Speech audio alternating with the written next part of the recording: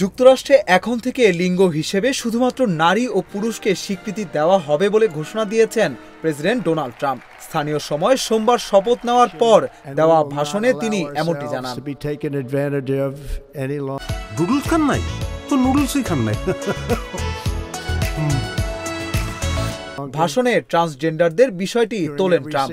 তিনি বলেন, আজকে এখন থেকে যুক্তরাষ্ট্রের সরকারের আনুষ্ঠানিক নীতি হবে যুক্তরাষ্ট্রে শুধুমাত্র দুই লিঙ্গের মানুষ আছেন, নারী ও পুরুষ। ভাষণের আগে আমেরিকার ৪৭তম প্রেসিডেন্ট হিসেবে শপথ নেন ট্রাম্প। তাকে শপথ পড়ান মার্কিন সুপ্রিম কোর্টের প্রধান বিচারপতি জন রবার্টস। এর মাধ্যমে এক মেয়াদে বিরতিতে দ্বিতীয়বারের মতো আমেরিকার প্রেসিডেন্ট হলেন ট্রাম্প।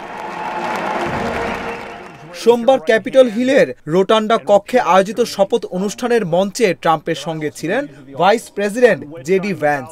প্রথমে আগে ভাইস প্রেসিডেন্ট হিসেবে শপথ নেন জেডি ভ্যান্স, এরপর শপথ হয় ট্রাম্পের।